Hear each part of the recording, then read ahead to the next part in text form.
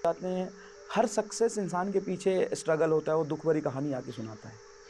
आपको ऐसा लग रहा होगा, लेकिन ऐसा है नहीं देखो। आप सभी को मेरा नमस्कार, मेरा नाम मनीष राज है, बच्चे मुझे एमआर सर के नाम से जानते हैं। मैं फिजिक्स वाला प्लेटफॉर्म पे फिजिक्स पढ़ाता हूँ। आज इंडिया के 90% मेडिकल कॉलेज में मेरे पढ़ाए हुए बच्चे पढ़ रहे हैं। हर साल मैं 3 से 4 लाख बच्चों को मेडिकल की तैयारी करवाता हूँ, वो पास करके डॉक्टर बन रहे हैं। मेरा जन्म बिहार में मोतिहारी जिला के बखरी गांव में हुआ था। बचपन में एक हत्याकांड की वजह से मेरी पढ़ाई रुक गई थी, जिसके बारे में मैं आपको बताता हूं। जब मैं 3-4 साल का था, तभी एक हत्याकांड में मेरे दादाजी को गलत तरीके से फंसाया गया, जिनकी वजह से उनको जेल जाना पड़ा और हमारे घर वालों को मारने की और हमारे घर को जलाने की धमकी दी जाती थी। तो रिलेटिव के यहाँ ही हम 2-3-4 साल रह गए, जिसकी वजह से मैं स्कूल नहीं जा पाया। 2-3 साल बाद सब कुछ नॉर्मल हुआ, हम लोग वापस घर आ गए। धीरे धीरे चीज़ें ठीक होने लगा। पापा भी जो काम करते थे उनका काम छूट गया। तो जब मैं 7-8 साल का था, तभी मुझे एक गवर्नमेंट स्कूल में नाम लिखवाया गया मेरा, जिसको हम बिहार में चरवाहा विद्यालय बोलते हैं। मैं आपको बताता हूँ चरवाहा विद्यालय क्या होता है। जैसे बिहार के वो गवर्नमेंट स्कूल जिसकी आज भी स्थिति खराब है, ढंग से वहाँ पे टीचर्स भी अवेलेबल नहीं होते थे। और ये तो बात है कुछ 95-96 की, जहाँ पे एक ही टीचर होते थे जो सारे सब्जेक्ट पढ़ाते थे, जिसकी खिड़की खुली हुई होती थी। हम गेट से अंदर जाते थे और कूद के बाहर निकल जाते थे। गाय भैंस चरते रहते थे उसके ग्राउंड में। तो ये कंडीशन था, तो मज़ा आता था स्कूल जाने में। मैं वहाँ जाने लगा 10 साल का 11 साल का जब मैं रहा होऊंगा, तब उन्होंने एक प्राइवेट स्कूल में मेरा नाम लिखवाया जस्ट। तो मैं वहाँ जाता था ना, तो ड्रेस व्रेस था, ड्रेस पहना देते थे, मैं जाता था। और जहाँ गाय भैंस पालते थे, हमारे नाना जी का गाय भैंस था वहाँ पे, तो गोबर इकट्ठा होता था, मैं उसमें कूद जाता था जानबूझ के। क्योंकि मुझे स्कूल जाने का मन नहीं होता था, मैं कपड़े गंदे कर लेता था। रास्ते में जाते जाते साइकिल से जा रहे हैं या पैदल जा रहे हैं, मैं नाली में गिर जाता था। बोलता नाली में गिर गया, मैं तो स्कूल नहीं जाऊँगा। और एक बड़ी इंटरेस्टिंग कहानी है कि बचपन में मैंने सर दर्द और पेट दर्द की मेडिसिन बहुत खाई है। जैसे वो स्कूल भेजते थे, तो मैं बोलता था कि मेरा तो आज सर दर्द कर रहा है, और मैं मेडिसिन खा के सो जाता था जानबूझ के। फिर 4 दिन तक ऐसे मैं कह रहा हूँ मेरा सर दर्द कर रहा है, सर दर्द कर रहा है। वो डॉक्टर के पास ले जाते थे, डॉक्टर देखा, उसने एक्सरे कराया, 4 दवाई मतलब ब्लड टेस्ट कराया, सब कुछ कराया, कुछ निकलता ही नहीं था। मतलब बहुत सीवियर इशू है कुछ। और वो एक पूरा पन्ना भर देता था मेडिसिन का। और मुझे पता नहीं था, मैं बचपन में इतना ज्ञान नहीं होता कि साइड इफेक्ट भी होगा। खूब सारी दवाइयाँ खाई है, पेट दर्द की, सर दर्द की, पैर दर्द की। और इस तरीके से मैंने कंटिन्यू नहीं किया अपनी पढ़ाई। फिर वहाँ से हटा के फिर से मुझे गवर्नमेंट कॉलेज में भेज दिया गया। और ऐसा था वो पीरियड जब मैं 11-12 साल का था, जब 5th-6th क्लास में। तो कभी बुआ के यहाँ 4 महीने रह रहा हूँ, कभी नाना जी के यहाँ 4 महीने रह रहा हूँ, कभी खुद के घर पे रह रहा हूँ। और ऐसे ही चल रहा था चिल। और थोड़ा सा मैं बदमाश टाइप का था, तो लड़ाई झगड़ा कर लेता था किसी से भी, और रात में कंप्लेन आता था, फिर मामा कूट देते थे मुझे। तो इस तरीके से चल रहा था जीवन बढ़िया। 8th क्लास में पहली बार मुझे कंटिन्यू स्कूल जाना पड़ा, क्योंकि 8th क्लास में बोर्ड होता है, तो बोर्ड में अटेंडेंस होना चाहिए। तब तक ना तो basic English, Hindi, Sanskrit, history, geography, जो एक बेसिक एजुकेशन होता है जहाँ पे बच्चा काउंटिंग सीखता है, बोलना सीखता है, लिखना पढ़ना सीखता है, ये कभी मैं कंटिन्यू नहीं कर पाया। ये मिसिंग था मेरे लाइफ से। जैसे एक 90s के बच्चे इसको काफ़ी रिलेट करेंगे, आप अपने पेरेंट्स को या बड़े भैया को दिखा सकते हो। क्या होता था, किसी रिलेटिव के यहाँ कोई फंक्शन है, शादी है या कुछ भी है, तो बहुत सारे रिलेटिव के बच्चे इकट्ठे होते थे। तो उसमें कोई नेता टाइप, चाचा टाइप आते थे। वो सबके बच्चों को इकट्ठा करके सबसे काउंटिंग, कोई वर्ड बोल दिया उसका स्पेलिंग पूछना, ये सब करते थे। और उसमें मैं कुछ नहीं बता पाता, फिर मेरी बहुत बेइज्जती होती थी। फिर मुझे भी डांटते थे, मेरे पेरेंट्स को भी बोलते थे कि इसका लाइफ ख़राब कर दिया, क्या करोगे। और उसमें बहुत होशियार बच्चा 2-4 होता था, वो सुना देता था, फिर मुझे बहुत गुस्सा आता। फिर मैं इसका बदला भी लेता था बहुत अच्छे से। खेल खेल में मैं उनके बच्चों को पकड़ के और पीट देता था। तो ये ऐसे ही चल रहा था जीवन, बहुत बढ़िया। तो ऐसा चलता रहा, 10th पास कर गया इसी तरीके से।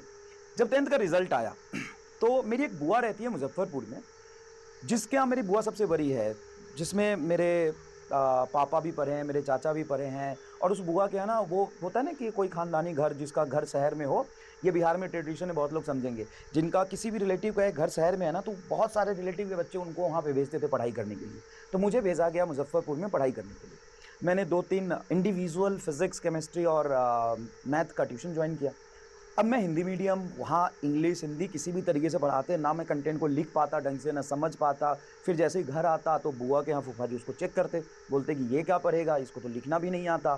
फिर 1 साल तक ना संघर्ष चलता रहा, मुझे समझ ही नहीं आया क्या चल रहा है लाइफ में।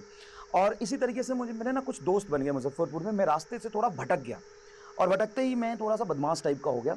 जैसे कहीं मोहल्ले में कोई लड़ाई हो रही है तो वहाँ पे मुझे बुलाते थे, लड़ना है, किसी को पीटना है, या कहीं पे मतलब ऐसे ही मंदिर-मंदिर घूमते रहना, कहीं साइकिल उठा लिया, पूरे मुज़फ्फ़रपुर में साइकिल से घूमते रहते थे, एलिस कॉलेज में जाके उसके हॉस्टल में बैठते थे, वहाँ पे हमारी मीटिंग होती थी। तो ऐसे ही चल रहा था लाइफ़। तभी तक 12th बोर्ड का पेपर आ गया। अब पेपर में पढ़ा तो कुछ था नहीं, और मेरी जो बुआ और फूफा जी थे, वो घर का सारा काम मेरे से कराते थे, क्योंकि मैं पढ़ता तो था नहीं, तो घर का सारा काम करता था, सब्जी लाना, घर का कोई काम हो गया, सिलेंडर लाना, तो सारा काम मैं करता था। जैसे ही पेपर हुआ, 12th बोर्ड का पेपर हुआ, रिजल्ट आया, मेरे मार्क्स आए 48.7%। अब आप समझ सकते हो कि बिहार बोर्ड से 48.7% मार्क्स, मतलब सेकंड डिवीज़न। घर पे बहुत ज़्यादा बेइज्जती हुई, बहुत ज़्यादा डाँट सुना मैं। और मेरी जो बुआ थी, उन्होंने बस ये बोला मुझे कि यहाँ पे जो भी रह के पढ़ाई किया है, सब आज नौकरी कर रहा है, सब अच्छे से पास किया है, फर्स्ट डिवीज़न से पास किया है, तुम ऐसा हो जो मेरा नाम खराब कर दिया। तो ये बात बहुत बुरा लगा। उन्होंने मतलब यहाँ तक बोल दिया कि मतलब इज़्ज़त डुबा दिया तुमने समाज में मेरा, मतलब इस घर का तुमने नाश कर दिया। फिर मैं घर छोड़ के भाग आया। घर छोड़ के भाग आया, मुज़फ्फरपुर स्टेशन पे मैं बैठा, और 2 दिन तक मैं वहाँ पे बैठा रहा। इधर कोलकाता है, इधर दिल्ली है। तो जो दिल्ली से ट्रेन आती है वो कोलकाता की तरफ जाती है, तो मैं सोचता मैं कोलकाता चला जाता हूँ, वहाँ रहूँगा। फिर जो कोलकाता से ट्रेन आती है वो दिल्ली जाती है, मैं सोचता दिल्ली चला जाता हूँ, वहाँ पे अकेले कहीं काम कर लूँगा, वहाँ पे रहूँगा। लेकिन 2 दिन में मेरी हिम्मत नहीं हुई ट्रेन में पैर रखने की। फिर मैं अपने नाना जी के पास गया और उनके पैर पकड़ के रोने लगा। मैंने सोचा कि अब पढ़ूँगा। तो उन्होंने कुछ पैसे दिए मुझे। उस पैसे में एक ही ट्यूशन आ सकता था, वो फिज़िक्स का ट्यूशन मैंने जॉइन किया मुज़फ्फरपुर में। मकबूल हसन सर हैं, वो आरडीएस कॉलेज के प्रोफ़ेसर हैं। उनसे मैंने फिज़िक्स का ट्यूशन जॉइन किया, 2-3 अच्छे दोस्त बनाए, जो मैथ और केमिस्ट्री मुझे पढ़ा दी। इस तरीके से मैंने वहाँ पे अपना पढ़ाई शुरू किया। जब पढ़ाई मैंने शुरू किया, थोड़ा-सा अजीब-सा लगेगा कि जिस बच्चे ने कभी स्कूल में जाके पढ़ाई नहीं करी, वहाँ से ऐसा टर्निंग पॉइंट आया कि मैं रात में 8 बजे उठता था शाम को। मतलब मेरे सोने का टाइमिंग था दिन में 2 से 3 बजे के बीच, और रात में 8 बजे मैं उठता था। क्योंकि इसी समय घर पे ज़्यादातर लोग आते हैं या घर में चहल-पहल होती है, तो इस समय मैं सोता था। और रात में 8 बजे उठ के सुबह 7 बजे तक मैं पढ़ाई करता था। मतलब ऐसा था कि मैं पढ़ूँगा, दिक्कतें आई। मुझे आज भी मैं क्लास में पढ़ाता हूँ ना, तो मैं इंग्लिश के वर्ड गलत लिखता हूँ। जब मैंने पढ़ाने का जर्नी शुरू किया था ना, तो बहुत सारे बच्चे मेरे कंप्लेन करते थे, इसको तो बोलना नहीं आता, इसको तो लिखना नहीं आता। ये स्टार्टिंग के डेज़ थे, तो उस समय मेरी मतलब प्रॉब्लम थी कि मुझे पढ़ना, लिखना नहीं आ रहा था, लेकिन फिर भी मैंने कोशिश किया।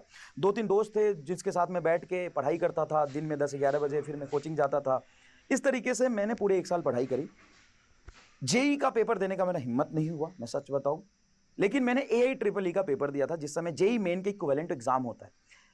उस एआई ट्रिपल ई में मेरा रैंक 1 लाख के आस-पास था।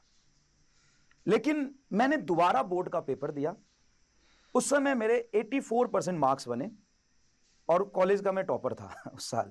लेकिन तभी मेरे पापा से जो छोटे भाई थे, उसी के आस-पास में उनका देहांत हो गया था, उससे थोड़ा पहले ही। तो जिसकी वजह से और ज़्यादा घर पे प्रॉब्लम हो गया। और 5 साल जब आप कहीं बाहर रह लेते हो, पढ़ाई कर लेते हो, तो घर वालों की उम्मीदें होती है, ये कुछ अब ठीक करेगा। मैं अपने मम्मी से थोड़ा क्लोज़ हूँ, तो बहुत कष्ट में उन्होंने पाला है मुझे, बहुत बचपन से ही।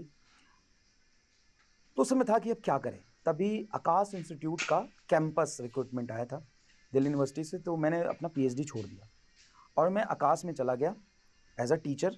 मेरा प्लेसमेंट हो गया वहाँ पे।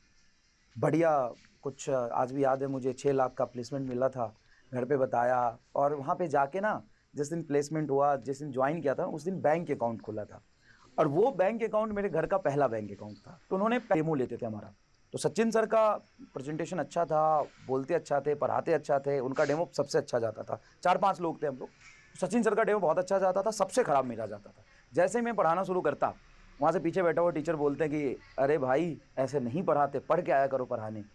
दूसरा कहता कि भाई तुम पढ़ाओगे तो बच्चे कल रिफंड माँग लेंगे। चौथा बोलता कि तुम रहने दो, तुमसे नहीं होगा। तो 2 महीने के पीरियड में ना मैं डिप्रेशन में चला गया थोड़ा। मुझे लगा कि सच में नहीं हो पाएगा मेरे से। लेकिन जब घर पे बात करता तो मुझे लगता कि पैर पीछे नहीं खींच सकता था। मुझे लगा कि मैं टीचर बनने के लिए पैदा नहीं हुआ हूँ। लेकिन फिर भी मैंने सोचा कि करना पड़ेगा यार, कोशिश करो। उस समय एक रितेश अग्रवाल सर फिज़िक्स के टीचर थे। वो बहुत बेइज़्ज़ती किए करते थे मेरा। जैसे ही मैं जाता था, बोलते तेरे से नहीं होगा, इधर आ। फिर मैं इधर आके बैठता, सर जाके पढ़ाते थे, वो थोड़ा समझाते थे। फिर मैंने उनसे बहुत कुछ सीखा और उनसे जो सीखता था फिर मैं वैसे वैसे धीरे धीरे पढ़ाने लगा, मेरा इंप्रूवमेंट हुआ। उन्होंने बोला कि तुम 11-12 तो नहीं पढ़ा सकते हो, तुम्हें 9-10 पढ़ाना पड़ेगा, नहीं तो तुमको ट्रांसफ़र दे देंगे। मैंने बोला मैं पढ़ा लूँगा। मैंने 9-10 पढ़ाना शुरू किया था, ये बात है 2014 की। 9-10 से मैंने पढ़ाना शुरू किया। जब मैंने 6 महीने पढ़ाया तभी उन्होंने एक हिंदी मीडियम का बैच दिया मुझे। किसी तरीके से कोई पढ़ाने वाला टीचर नहीं था तो मुझे दे दिया। मैंने उसमें इतना मेहनत किया, मतलब रात में 8-8 घंटे पढ़ के तब मैं 2 घंटे का लेक्चर तैयार करता था। और जितने भी कॉम्पिटिटिव एग्जाम्स के बुक होते हैं, जितने भी कोचिंग इंस्टीट्यूट की किताब होते हैं, सब मैंने बैठ के सॉल्व कर लिया वहाँ पे, क्योंकि क्लास थी नहीं, 9-10 को पढ़ाता था, एक बैच था हिंदी मीडियम का।